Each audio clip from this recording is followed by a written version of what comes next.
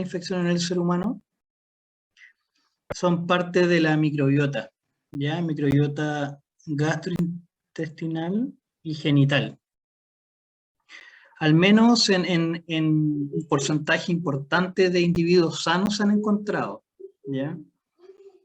Y evidentemente, al ocupar sitios anatómicos que no les son propios o por algún tipo de desbalance, pueden provocar infecciones que en este caso son denominadas infecciones oportunistas, ¿ya?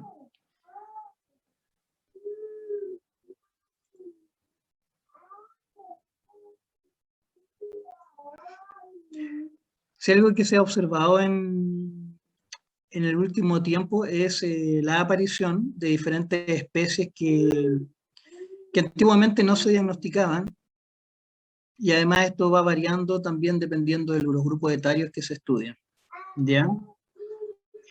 Acá aparece cómo va cambiando el agente etiológico con grupos etarios asociados a candidemias principalmente. Y puede ver cómo a medida que van pasando los años empieza a aparecer la Candida glabrata. Evidentemente que esto va a cambiar dependiendo del tipo de paciente que se está estudiando. Si son unidades de neonatología, por ejemplo, o unidades de diálisis o de trasplante en general, pacientes cateterizados, las Candidas parapsilosis tienden a estar bastante presentes, ¿ya? Y en recién nacidos de término, y por sobre todo los recién nacidos de pretérmino, las Candida parapsilosis aparecen como un importante agente etiológico, ¿ya?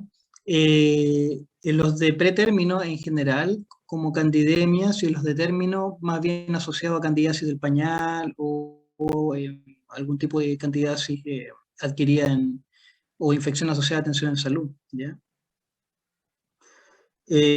También lo que se ha visto es bueno, yo le contaba que antiguamente, y no tan antiguamente, o sea, yo le hablo de 15 años atrás, 20 años atrás, y de hecho quizás es mucho, probablemente 10 años atrás, en muchos laboratorios, y probablemente todavía en algún laboratorio ahí que esté perdido por ahí en el sur o en el norte, siguen identificando como Candida albicans, Candida no albicans, ¿ya? Y eso se hacía por la prueba del tubo germinal antiguamente, pero eso hoy día sabemos que no tiene cero validez, ¿ya? Porque entre las cándidas no albicans probablemente hoy en día son más las no albicans que las albicans. Ya, pero eso vamos a entrar un poquito más en detalle en la tarde para ver cómo se identifican, ¿ya? Esto ya lo vimos en la clase pasada, me parece. En cuanto a la epidemiología, bueno, en Chile tenemos en general los mismos microorganismos que están en todos lados. No obstante, los porcentajes cambian. En muchas micosis, Chile se comporta muy parecido a la epidemiología que tiene España, ¿ya? Bastante parecido, a diferencia de los países vecinos. En general, Latinoamérica se comporta de una manera muy similar. Estoy hablando de países vecinos, incluidos Brasil, Colombia, Ecuador. Pero Chile en general siempre presenta una epidemiología un poco diferente, ¿ya?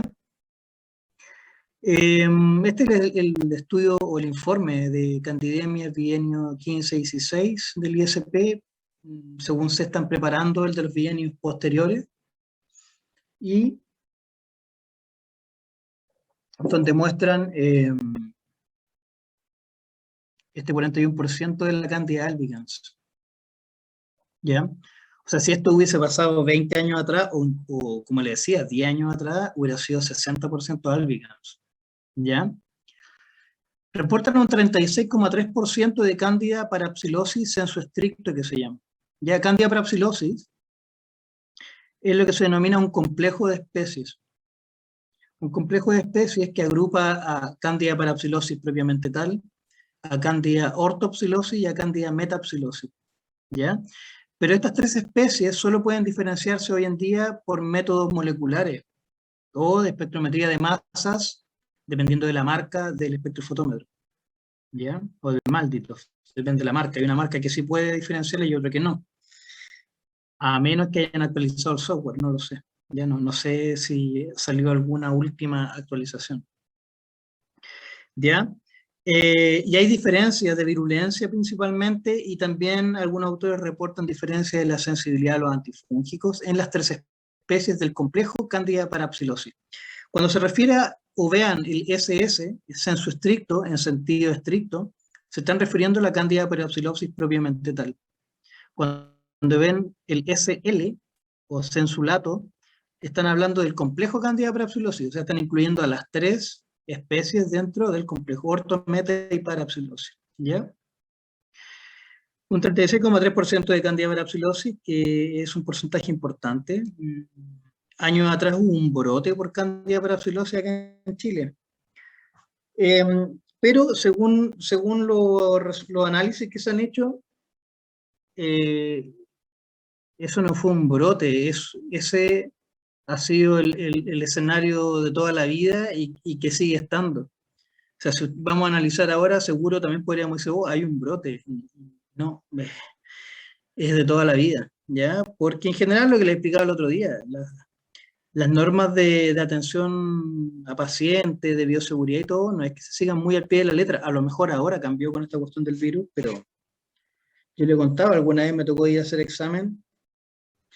La persona que me tomó la muestra de sangre estaba sin guantes, realizó todo el procedimiento de limpieza con alcohol o con povidona o lo que sea, y después se le olvidó la vena y me volvió a tocar con los dedos que están contaminados, ¿cierto? Con su microbiota. Y eso no se puede hacer. De hecho, le dije a la niña que eso no tenía que hacerlo. Y a lo mejor a usted le ha pasado. A lo mejor usted se ha ido a tomar muestra y le limpian y después le vuelven a tocar con la mano desnuda, no con el guante. Eso está mal, es un mal procedimiento. Y eso pasa cuando lo estamos viendo. Imagínense cuando es un recién nacido que nadie está viendo. Es un anciano que nadie está mirando. ¿Ya? Entonces, eso podría explicar el por qué tenemos tanta cantidad de parapsilosis. Y además, yo le contaba también que la cantidad de parapsilosis es de portación en general en personal de salud. Aparece esta cándida glabrata. La cándida glabrata es interesante tenerla siempre en cuenta por sus perfiles de sensibilidad, que a veces pueden tener concentraciones mínimas inhibitorias un poco altas. Entonces podrían eventualmente fallar los tratamientos antifúngicos. Aparece también la Candida tropicalis. Y este es el otro estudio que en general son los resultados del laboratorio de nosotros. La albicans también con un 40 y algo, la parapsilosis con un 27 está un poco más bajo. Las glabratas están parecidas. Las tropicalis, tenemos más tropicalis, ¿ya? Y Crusade. En el otro también tienen Crusade, pero no pusimos. Y otras 8%, ¿ya? Pero la Candida Crusade también presenta problemas con los tratamientos antifúngicos, así que también hay que tenerla ahí en la mira, ¿ya? Déjeme ver qué más dice acá. Ah, ya. El 50% de las muestras que recibió ISP en ese año eran de la región metropolitana. Ahora, aquí hay harto sesgo porque en aquel entonces, no sé si eso ha cambiado, probablemente no ha cambiado, eh, solo había una recomendación, o sea, no una obligación, porque estas no son de notificación obligatoria. Había una recomendación del MinSal instruyendo a los hospitales públicos a que enviaran las cepas de candidemia, pero era una recomendación, no una obligación. O sea que aquí probablemente está infravalorado todos estos números que estamos viendo. Y los centros privados no mandan, o sea, definitivamente no envían cepas. ¿Ya? Bien, vamos a ver la primera forma de infección de la candidiasis, que es la candidiasis superficial. Ya es una de las formas clínicas más comunes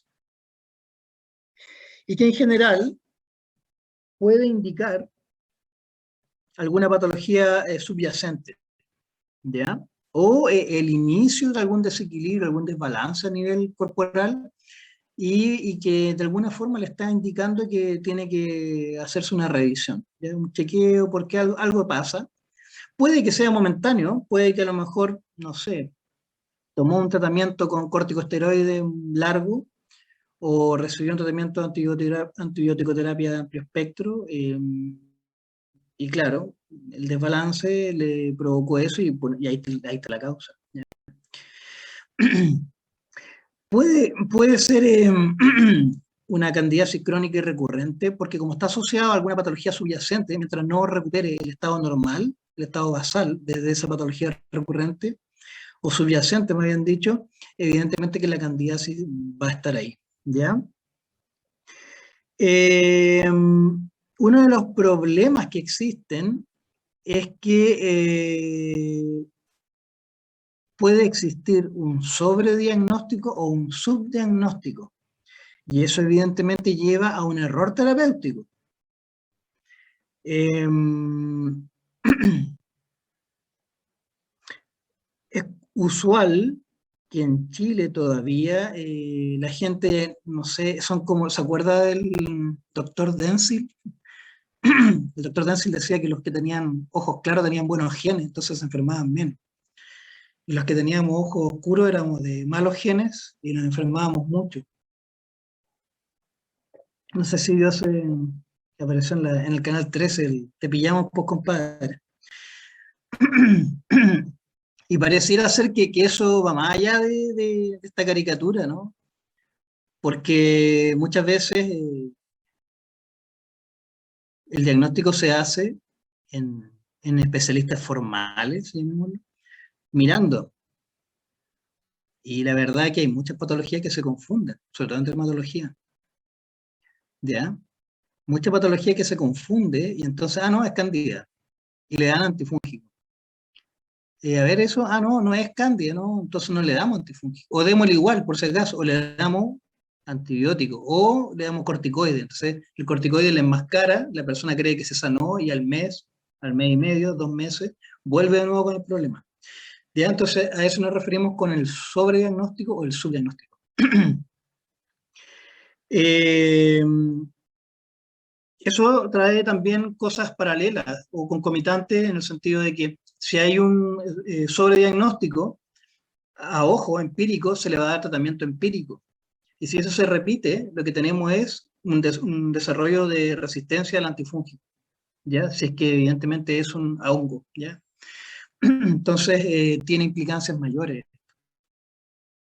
Las técnicas diagnósticas del laboratorio pueden generar falsos positivos, ¿ya? O falsos negativos si no se usan los métodos apropiados. Ya esto también es crucial. Usted tiene que utilizar los métodos que realmente funcionen. Y con esto no quiero decir que hay que usar Malditov. Ya muchos creen que porque tienen el Malditov se compraron la bola de cristal y le solucionó la vida el Malditov. Mentira. De hecho, el Malditov está recomendado para identificar 12 o 14 especies de cándida, no todas las cándidas, ¿ya? Entonces, usted tiene que elegir el método apropiado. Y evidentemente que siempre existe la disyuntiva para diferenciar en una muestra en la cual usted observó levaduras si se trata de una infección o se trata de un comensalismo, ¿ya? Y eso lo vamos a ver en la tarde. Que algo lo explicamos en la clase pasada, pero en la tarde vamos a entrar más en detalle, ¿ya? Entonces es muy útil el establecer siempre ese diagnóstico en base a lo que se observa. Y para eso tiene que observar el todo. Por ejemplo, el ejemplo clásico es el flujo vaginal, en el cual uno tiene que observar toda la presencia de la microbiota asociada a una vagina sana, células descamativas, qué tipo de bacterias hay, si hay presencia de leucocitos o no, si hay mucus, qué cantidad de mucus, olor, ¿cierto? Visualización del líquido, si es que es posible, eh, información acerca de los signos y síntomas, si es que es posible, porque todo eso hace un todo, ¿no? Y le permite establecer este diagnóstico de si es infección o es comensalismo.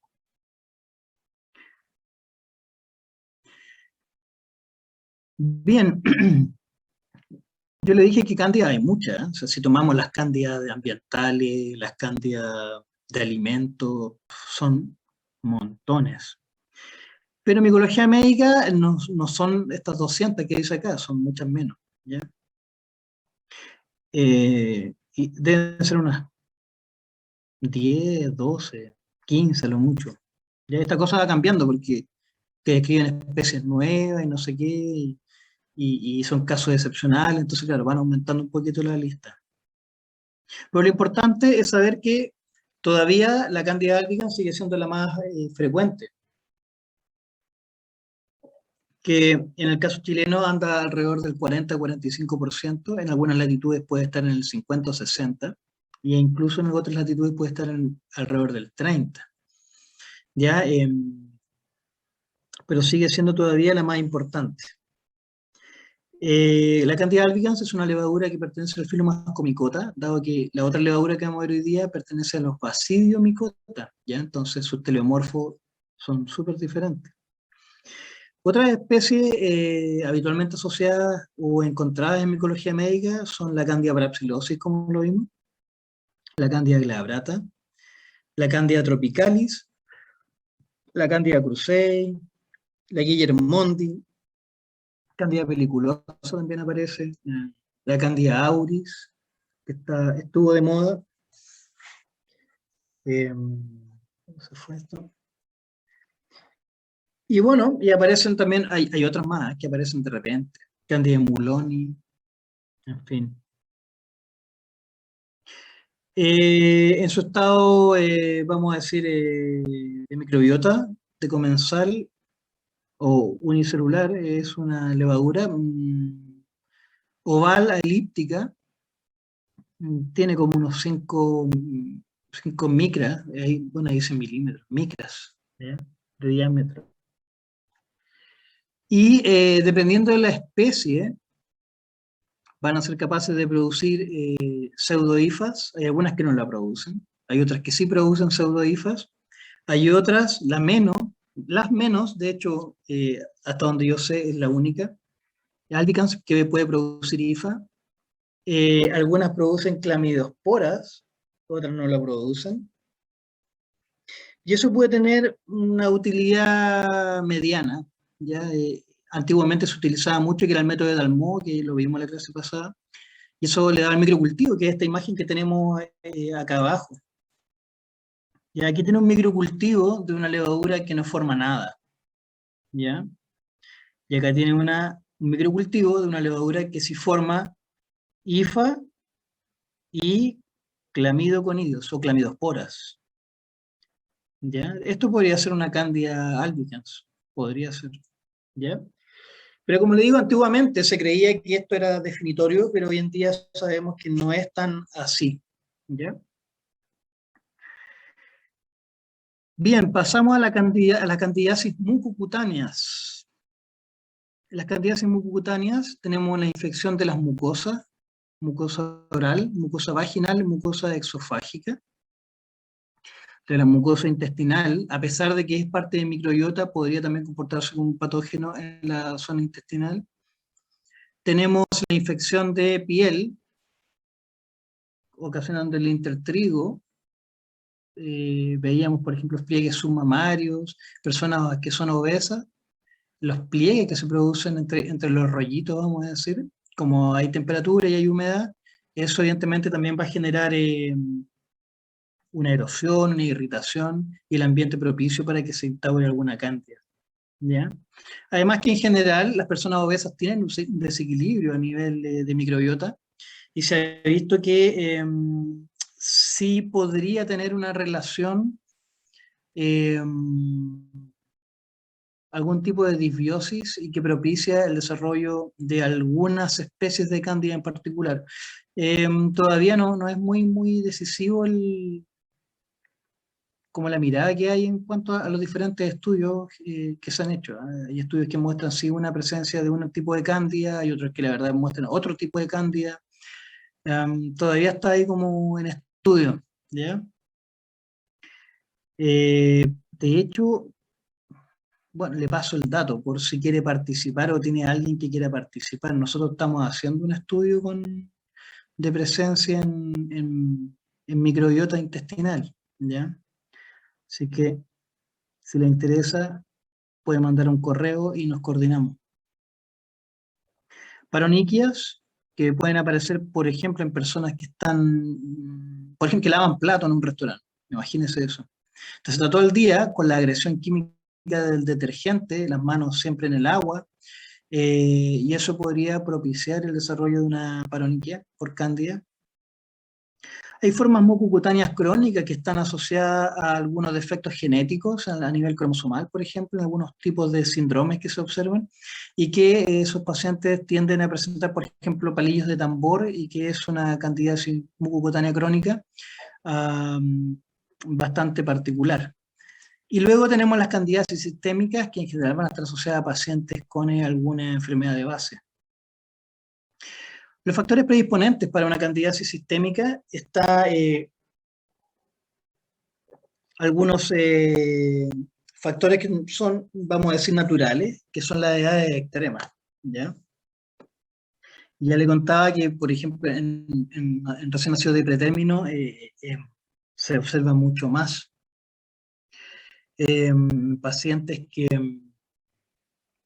niños que nacen por cesárea en vez de parto natural, ¿ya? Un niño que nace por cesárea no tiene la misma microbiota que la que tiene el niño de parto natural. De hecho, las microbiotas cambian, ¿ya? Por la zona de contacto o por los ductos, vamos a decir, por donde nace. ¿Ya? Incluso hay algunos autores que lo que han hecho es hacer un niño que nació por cesárea, se le hace un lavado con los flujos de la zona vaginal, para que de alguna forma adquiera artificialmente su microbiota que debió tener si hubiese nacido de una forma natural. ¿Ya? Curioso eso. Es casi como los trasplantes de heces, ¿no se ha escuchado de eso? Para restablecer microbiota. Algunas alteraciones endocrinas, evidentemente la diabetes, es el ejemplo clásico de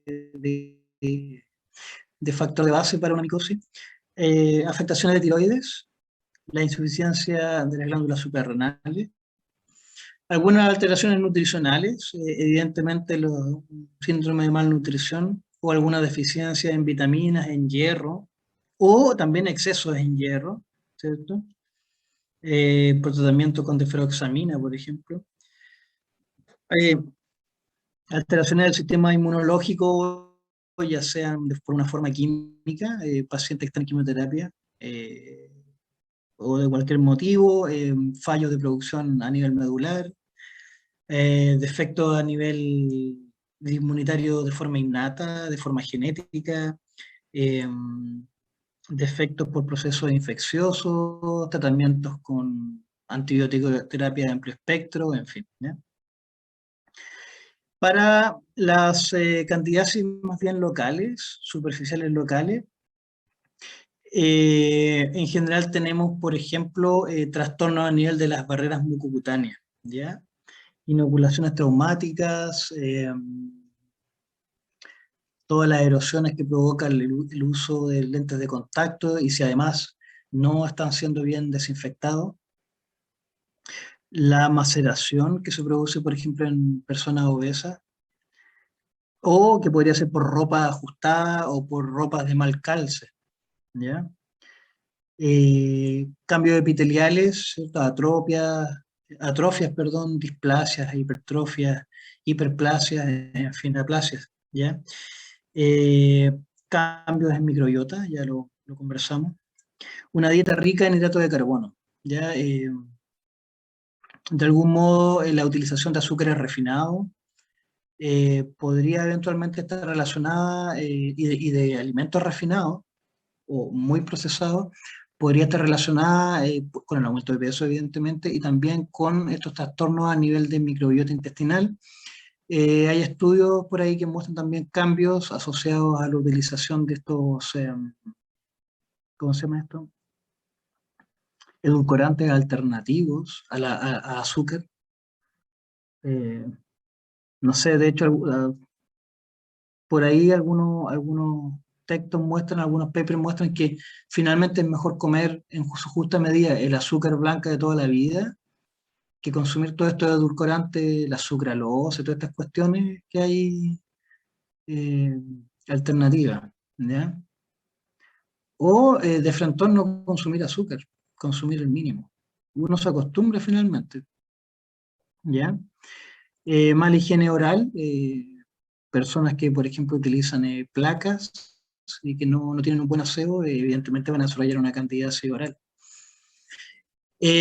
Cambios que pueden estar asociados genéticamente a la composición normal de la saliva, ¿cierto? Algunos síndromes que están asociados a defectos en la composición normal de la saliva, la radioterapia, terapia citotóxica, en fin, cambios de pH. Finalmente, como puede ver, es un todo lo que afecta, ¿ya? La candidiasis esofágica es principalmente provocada por Candida albicans y es una infección que está asociada por lo general a personas VIH positivo. Se estima que alrededor de 1,5 millones de personas tienen o padecen de una candidiasis esofágica. ¿Ya? Y como nos dice acá, está asociado a pacientes VIH positivos ya en etapa SIDA, pero que están sin el tratamiento antirretroviral. ¿Ya? Y un muy bajo porcentaje desarrolla de estos pacientes que sí están en tratamiento, lo desarrolla, es menor al 1%. ¿Ya? En general, no hay lesiones orales visibles, pero sí existe dolor para la deglución, ¿cierto? Hay náuseas, vómitos y en fin. ¿Qué pasó aquí? Está en pausa. ¿Algo pasó?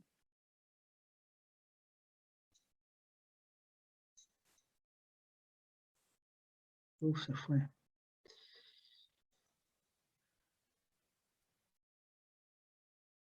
Ahí está.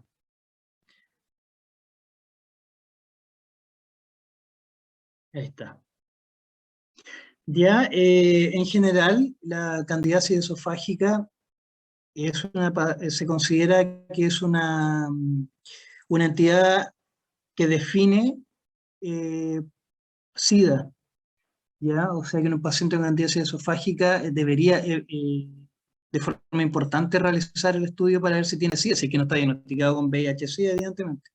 Ya, pero se considera una entidad definitoria.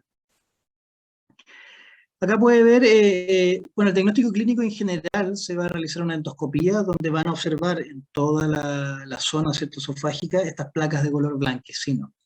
Ya desde acá lo importante sería tomar una biopsia y realizar el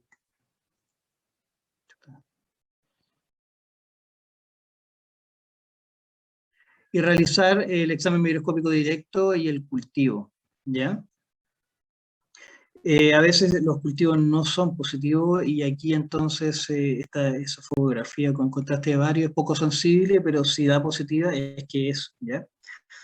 Así que importante realizar el examen microscópico directo y el cultivo en medios apropiados para el desarrollo de la cándida. El diagnóstico por el laboratorio lo vamos a ver en la tarde, como le dije, aquí vamos a ir bien rápido. Se va a sembrar en medios micológicos clásicos, acá se aseguró por lo general, y luego complementar el diagnóstico ya sea con medios cromógenos, CELAPI, Bactic o Malditor, lo que tenga a mano. ¿Ya? En general, no vamos a poner tratamiento porque los tratamientos no son parte de nuestro objetivo curso, ni tampoco de nuestra profesión. ¿Ya? No obstante, las respuestas a los tratamientos son buenas, pero dada la enfermedad subyacente, las recaídas son en un porcentaje importante. ¿Ya? La candidiasis oral, básicamente también por Candida albicans, pero también podrían aparecer Candida glabrata y Candida krusei. ¿Ya? Nos queda poco tiempo, así que voy a tener que ir más rápido, ¿ya? Pero como le he dicho siempre, el libro tiene todo, ¿ya? Al final aparecen los capítulos del libro y las páginas.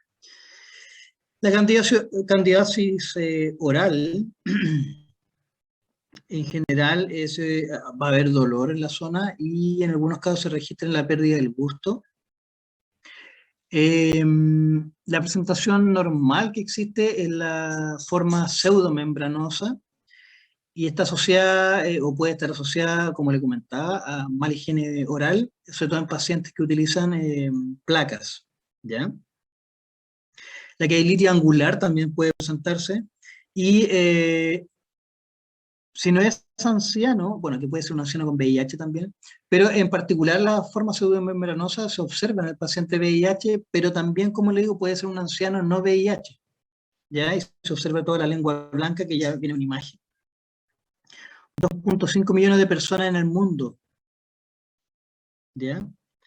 Am, podrían estar afectados y que son los que tienen eventualmente SIDA, ¿ya? Pacientes leucémicos, evidentemente, pacientes con neutropenia importante pueden estar o pueden desarrollar la candidiasis oral. Recién nacidos, sobre todo niños, por ejemplo, de los de pretérmino, pueden desarrollar la candidiasis oral.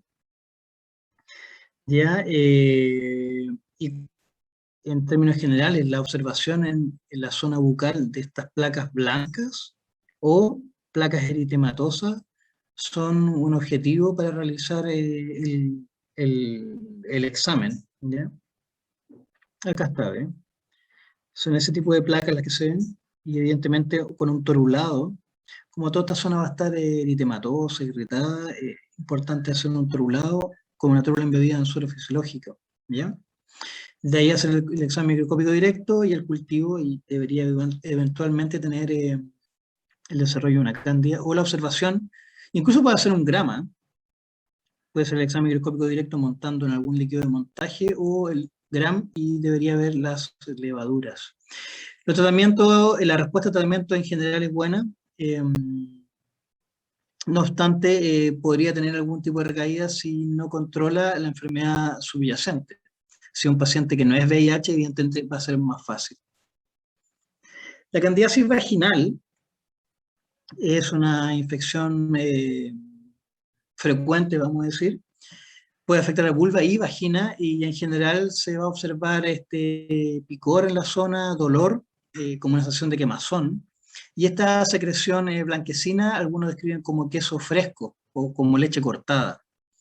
Ya se va a observar este eritema vulvar, labios menores y mayores en el perineo, pueden haber edema y fisuras, la zona perianal puede estar afectada, en general también se puede observar algún tipo de satelitismo concomitante o subyacente a la zona de mayor afectación. Ya, en general, la candidiasis vaginal no suele complicarse, pero sí, cuando hay un mal abordaje, pueden existir complicaciones importantes. ¿Ya? Últimos meses del embarazo, evidentemente, son el estado donde sí puede observarse, dado todo el trastorno natural que existe en una mujer embarazada, es donde sí pueden observarse candidiasis vaginales. Todavía sigue siendo la más frecuente la Candida albicans, pero hay que tener ojo de cándidas no albicans, llamemos glabrata, crusei, Candida africana, que sí están apareciendo de forma relevante. Y la glabrata y la crusei, como le dije, el problema que hay es que tienden a tener concentraciones mínimas inhibitorias un poco más altas, e incluso algunas pueden estar ya francamente en resistencia. Otro problema que se produce es que, dado este mal abordaje, en que no se pide cultivo ni nada, y que se hace empíricamente, hay, o sea, conocemos personas, mujeres que han estado 10 años. Hay una mujer que estuvo 10 años en tratamiento, a ojo, nunca se le hizo un cultivo, se transformó en una candidiasis vaginal recurrente. Candidiasis vaginal recurrente es una de las complicaciones de una candidiasis con un mal abordaje, y significa que son mujeres que van a desarrollar 4 o más episodios de candidiasis vaginal en el año. O sea, es una mujer que vive con candidiasis todo el año. De candidiasis en general nadie se muere, ¿eh? De candidiasis vaginal, de candidemia sí. de candidiasis vaginal nadie se muere. Pero imagínese una mujer que está todo el año con candidiasis y eso no es un año, sino que pueden ser 2, 3, 5, 10 años y a lo mejor toda la vida. Eso tiene una repercusión tremenda a nivel de vida íntima, de vida de pareja, a nivel psicológico, o sea, es un trastorno completo. Ya nosotros también tenemos un estudio con candidiasis vaginal recurrente y como le comento, o sea, hay una mujer en particular que llevaba 10 años con esta candidiasis vaginal recurrente. Lo más sorprendente fue que cuando le dijimos, traiga la carpeta con los exámenes que le han hecho, trajo la carpeta y no había ningún cultivo. Jamás se le pidió a esa mujer en 10 años un cultivo. Entonces, si no se le pidió un cultivo, no hay forma de saber qué especie es la que está causando la candidiasis vaginal. Si usted no sabe la especie, o el clínico no sabe, y él solo cree que es una albicans, pero resulta que nunca fue una albicans, y que imagínese fue una crusei o una glabrata, como el médico lo primero que le va a dar es clotrimazol y a lo mejor fluconazol, pero como estas cándidas no le hacen nada, entonces es natural que esa mujer lleve 10 años, porque el antifúngico que le dan empíricamente no le hace nada. ¿Bien? Y claro, el problema que tenemos ahí es que, y es así, porque hay pacientes que así lo manifestaron, que esa mujer se aburre de la medicina clásica y empieza a... Había una mujer que se fue a alinear los chakras. Eso no le va a hacer nada a la cándida. Gente que se, no sé, infusiones de, o una solución de vinagre con bicarbonato, creo que era. Y entonces empiezan a recurrir a estas cosas que la verdad muchas veces más complican que funcionan, ¿ya? Así que ojo con eso, ¿eh? Es importante el diagnóstico micológico en algo tan simple como una candidiasis vaginal, pero el abordaje debe ser hecho de una forma coherente, inteligente. ¿Ya?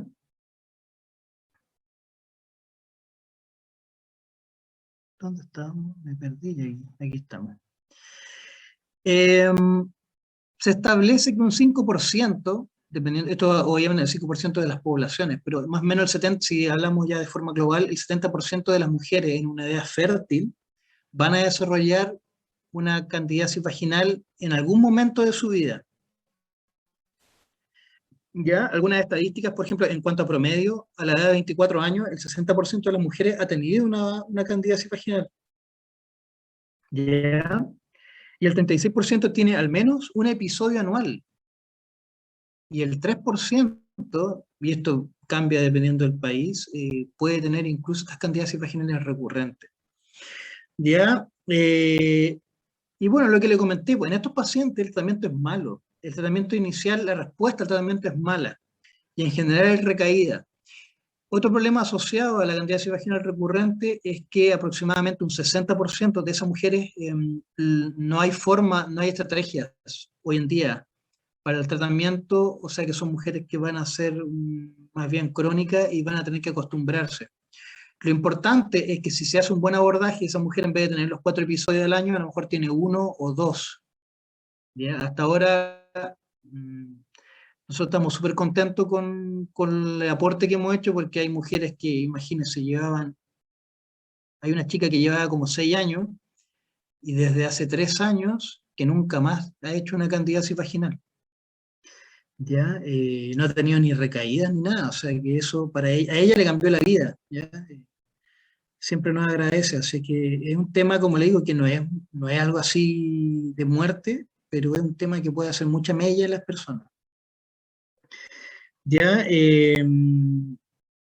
Contrario a lo que podría creerse, una mujer con VIH no tiene mayor frecuencia que la población normal. Ya ahí como que se equilibra un poco el padecimiento de la prevalencia de la candidiasis vaginal.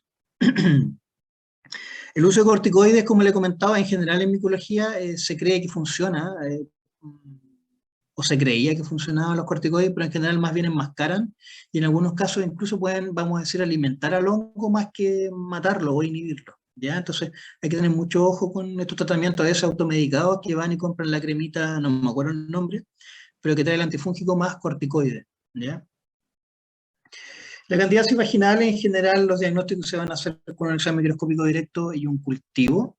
Los resultados son en general buenos, se tienen casos positivos frecuentemente y que evidentemente eso tiene que contrastarse con los signos y síntomas de los pacientes. Muchas veces son derivados por una candidiasis vaginal y resulta que no era una candidiasis vaginal, era una vaginitis bacteriana.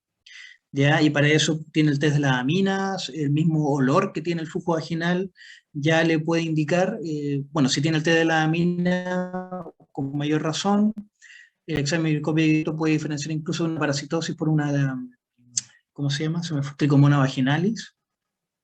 O en el caso de un Gram puede ver las Clue cells que le van a llevar a una vaginitis bacteriana, más que a una candidiasis vaginal. ¿Ya? Y evidentemente los resultados, si el abordaje es bien hecho y es a tiempo, los resultados, la respuesta terapéutica es buena, pero si el abordaje es malo o ya son de larga data, en general los resultados pueden no ser tan buenos. ¿Ya?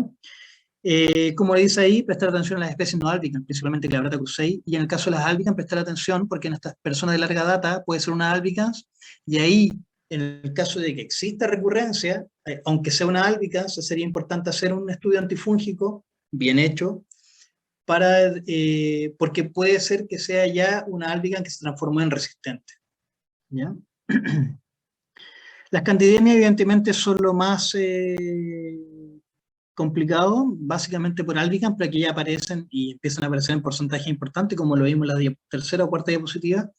Otras especies, Glabrata tropicalis, Parapsilosis, que está en el segundo lugar en Chile, y así. La Candida auris reviste importancia por los aislamientos que han existido en otras latitudes en cuanto a la resistencia a los tratamientos, a los antifúngicos. La que se aisló en Chile, la única hasta ahora, era más bien sensible. Creo, si mal no recuerdo, que era resistente al fluconazol y nada más, creo. El 90% de los casos se origina desde la parte de la microbiota intestinal, del mismo paciente, y en otros casos, sobre todo en pacientes hospitalizados, desde catéteres. Las cándidas son muy hábiles para formar biofilm y que evidentemente van a estar relacionados al uso de catéteres. ¿Ya? La candidemia puede ser silente o acompañarse por fiebre principalmente, hipoxia, sepsis y algunas erupciones cutáneas. Me parece que pusimos imágenes acá. ¿Ya? Eh, bueno, esto ya lo dijimos, importante los prematuros, los de pretérmino que van a tener bajo peso, pacientes quemados, recibiendo una antibiótico-terapia de amplio espectro, lo que pasó con el coronavirus, que les daban antibióticos de forma empírica y, claro, sacamos de encima las bacterias, pero vienen las cándidas u otros hongos. Pacientes dializados, ¿cierto? Catéteres venosos centrales, en fin. El diagnóstico, los hemocultivos. El hemocultivo en general es muy bueno, pero se ha visto que las cándidas, su rendimiento está por ahí por el 20%. ¿Ah? O sea que se pasan varios que eran candidemias y se pasaron como negativos. O sea, hay que tener ojo con los hemocultivos. La PCR, obviamente, es más sensible que un hemocultivo, pero hay que ver si lo tiene a mano o no. La biopsia de tejido, el examen microscópico directo, el cultivo desde un hemocultivo también es importante. Detecciones de antígenos o de anticuerpos de cándida, ya que me parece que acá en Chile no se hace mucho, las técnicas inmunológicas. Y la mortalidad en general en algunos países puede ser alta. Aquí pusimos a 55, hay países que reportan 60% de mortalidad asociada a la candidemia. La candidiasis invasora, es decir, cuando ya está afectando 2 o más órganos, es una enfermedad grave y con una elevada mortalidad. ¿Ya? Aquí están las erupciones cutáneas que yo le comentaba, mire, todas estas erupciones que tiene esta persona, una persona con candidemia, que algunas veces incluso se puede presentar como estas pústulas, ¿cierto? Con este halo rojizo. Aquí un recién nacido de pretérmino con candidiasis, con candidemia, perdón, puede ver todas las erupciones que tiene.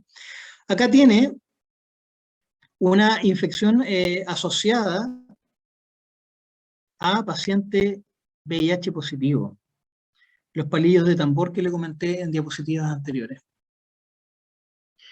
Ya tenemos la Candida auris, es una cándida que hoy día ha cobrado relevancia, dado los casos habituales que se están observando, brotes en algunos países.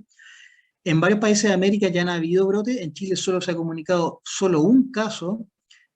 Puede tener coinfección con otras especies de cándida, sobre todo cuando se está tratando con antifúngicos, dado que gran parte de las cepas que se han aislado tienen una alta resistencia a los antifúngicos. Ya, la chilena me parece que era solo resistente al fluco, ya, me parece. Y bueno, y acá, mire, por ejemplo, ¿qué pasó aquí de nuevo? También fueron resistentes a boriconación y a las equinocandinas, ¿ya? Entonces, claro, si ya tiene resistencia a bori y a equinocandinas, que en el caso de las candidemias son tratamiento casi de elección, entonces la cosa se complica bastante. Pasamos al criptococo. El criptococo es una levadura capsulada del género, o del filum, perdón, Basidiomycota. No es parte de la microbiota. Está en general en todo el mundo. 19 especies, pero igual hay 21 o 22, porque como le digo, esto va cambiando día a día. ¿Ya? Y en el ciclo vital, en general, en la naturaleza, vamos a encontrarlo asociado de eyecciones de aves, su forma telomórfica como Phyllobacidiella neoformans. Ya es un agente de infecciones oportunistas. Desde el año 80 comienza a observarse un aumento en la incidencia, asociado principalmente a pacientes VIH, porque desde el año 80 comienza a observarse también el aumento paulatino, pero sostenido en pacientes VIH. Luego se estanca un poco por, ¿cómo se llama? Al instaurarse el tratamiento antirretrovirales. ¿Ya? Ahí como que se observa un poco un estancamiento de la incidencia de la criptococosis. Ya 7 al 15%, esto va a cambiar de, como siempre le digo, de la literatura, pero entre un 7 a un 15% de los pacientes previo al tratamiento antirretroviral va a desarrollar una criptococosis. Hay diferentes serotipos, hay diferentes grupos, de hecho la nomenclatura ha cambiado bastante, por ahí hay una nomenclatura que lo ampliaba como a 10 genotipos o serotipos, pero que no se tomó mucho en cuenta. En Chile, estudios así reales, concretos no hay, lo tenemos como tema de tesis, pero con esto de la pandemia no lo hemos podido llevar a cabo. Tenemos varias criptococos, varias cepas, así que es lo que se quiere hacer, porque no hay, o sea, acá se analizaron 19 aislados, y esto es como del año 2000.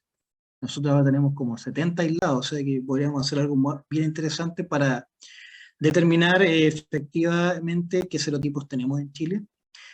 En ese estudio en particular se determinó que estaba el serotipo A, que es la variedad Gruby, y luego un híbrido AD, que es un híbrido entre la variedad Gruby y la variedad Neoformans. Ya, algunos autores sostienen que el criptococo, dado que los serotipos que tenemos en Chile son los predominantes, por ejemplo en España, algunos dicen que sería, sobre todo el AD, que podrían haber llegado con los colonizadores españoles. ¿Ya? No lo sé. Tiempo atrás se aisló hace como 3 años, el Cryptococcus gattii, que lo detectaron, como le comenté ya la vez pasada, en un gato ahí en la quinta región, y que después los titulares decían que era el hongo mata gato, y nunca más se aisló, así que quizás de dónde salió, pues a lo mejor el Cryptococcus gattii está en Chile y nunca se había detectado, ¿ya? Porque decían que este gato nunca salió del país ni tuvo contacto con gente llegada del extranjero, no lo sé, habría que a lo mejor hilar más fino, ¿ya? En general, el Cryptococcus neoformans está asociado a intestino de palomas, por lo cual está asociado a la deyección de la paloma y obviamente los suelos que están contaminados con heces de paloma. Por eso es importante, por ejemplo, en los hospitales no tener las ventanas abiertas ni tener población de palomas circundantes o viviendo llanamente en el mismo hospital. Ya como le comentaba, la eyección de la paloma puede hacer el telemorfo, la Phyllobacilia neoforma, con sus basidiosporas que son inhaladas, y en el caso de un paciente inmunocomprometido, no van a ser neutralizadas por los macrófagos. ¿Ya? En el caso de la variedad Gatti, se establece que sus reservorios naturales son árboles, son eucaliptos. Ya, por ejemplo, en Australia hay como 300 especies de eucaliptos, son un montón. Acá en Chile no sé cuántas especies tenemos de eucalipto, en general me parece, no estoy muy seguro, pero me parece que el eucalipto es un árbol introducido, sobre todo en la quinta región, ahí uno ve o pino o eucalipto los árboles, y que hasta donde yo sé no son autóctonos, ¿ya? Así es que ahí podría existir este reservorio, habría que estudiarlo. Ya, la exposición de un paciente inmunocomprometido evidentemente es el riesgo principal. Los aborígenes australianos, como le dije, en Australia hay un montón de eucaliptos, como 300 especies, así es que evidentemente había un potencial de contagio importante. Hay infecciones en animales y algo bien interesante es que el criptococo puede vivir dentro de las amebas como si lo hiciera. ¿Y qué pasó aquí? ¿No? ¿Por qué me muestra esto? Como si lo hiciera dentro de un macrófago humano, o sea que la utilización de amebas podría ser un buen modelo de estudio para am, estudiar virulencia y el comportamiento del criptococo. Dentro del factor virulencia que tiene el criptococo hay algunos bien interesantes, como es la cápsula polisacárida, y que de alguna forma interfiere en todo el proceso de fagocitosis y además es capaz de escaparse de la respuesta inmunológica celular. ¿Ya? Así que la cápsula es tremendamente importante en la virulencia del criptococo. La melanina, ¿ya? Porque es un hongo que va sintetizando melanina, también le da la integridad a la pared celular y también va a interferir en la respuesta celular, ¿ya? Así es que es súper relevante tanto la cápsula como la melanina. Incluso esta misma melanina inhibe la acción de algunos antifúngicos. Y además de eso, tiene algo fisiológico, que es que como puede causar meningitis fúngica, a muchos antifúngicos les cuesta atravesar la barrera hematoencefálica y quienes lo hacen llegan en una cantidad menor, ¿ya? Entonces es aún más complejo el tratamiento en los casos que son más graves. Además es un hongo que le gusta la temperatura, o sea, crece muy bien a temperaturas de 37, 38 grados. Ya hay otros factores, ya son más bien enzimáticos, ATPase vasculares, fosfolipasa, y que van a potenciar su efecto en el ser humano. La infección clásica por Cryptococcus es la meningitis criptococócica, principalmente por Cryptococcus neoformans, y en pacientes inmunocompetentes puede aparecer el Cryptococcus gatti. ¿Ya? En Chile, pacientes con Cryptococcus gatti, me parece que hay uno o dos, uno de ellos era boliviano y que hizo una infección acá, y el otro me parece que era un paciente ecuatoriano, pero que también hizo la infección acá. ¿Ya? En general es una meningitis subaguda que va progresando paulatinamente entre 1 a 4 semanas, con los síntomas y signos clásicos de la meningitis, y va a ser importante el estudio del líquido cefalorraquídeo. La extracción es un procedimiento médico, nosotros solo nos va a llegar la muestra y tendremos que observar y hacer el análisis citológico, el análisis bioquímico y evidentemente microbiológico. Se estima que hay 1 millón de casos anuales en el mundo, ¿eh? Gran parte de ellos relacionados con pacientes SIDA. Ya, teóricamente puede afectar a cualquier paciente con inmunocompromiso, pero en general los pacientes SIDA son los más afectados. ¿Ya?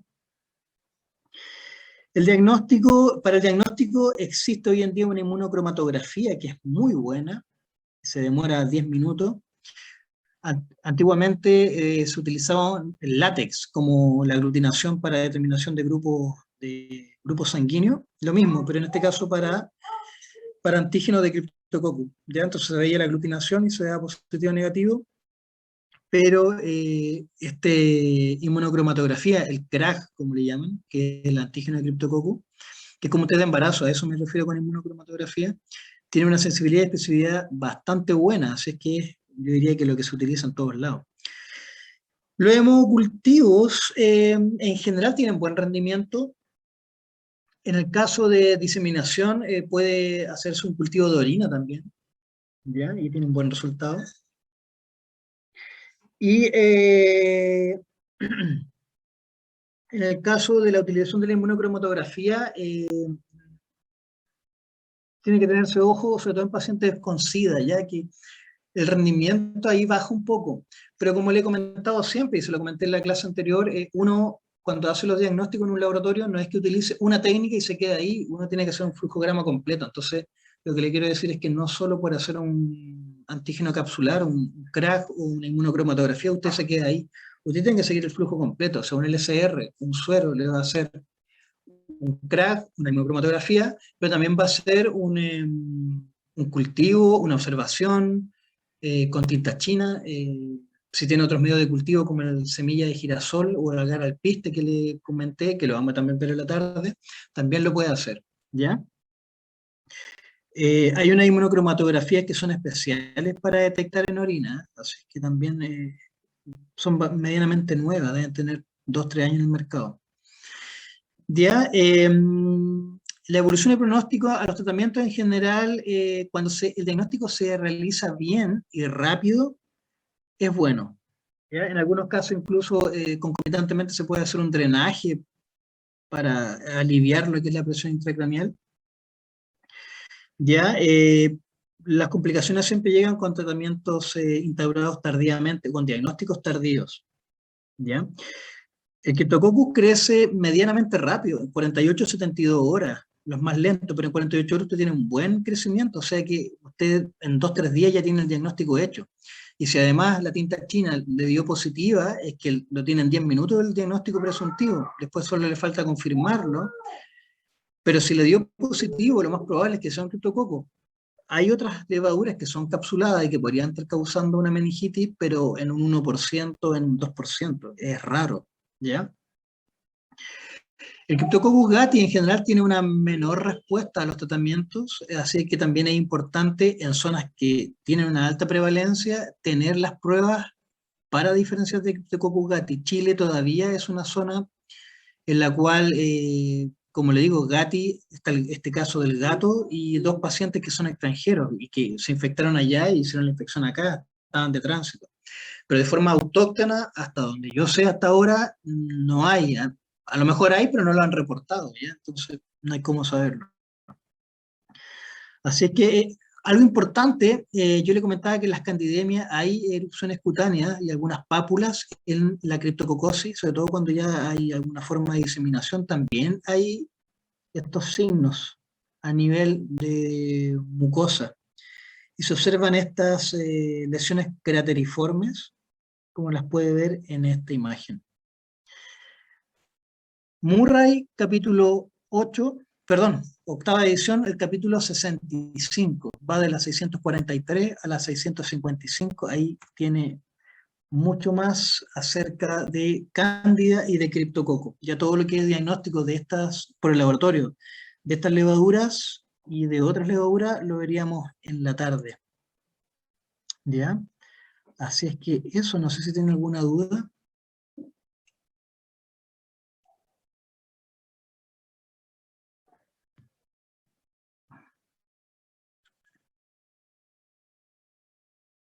Nada.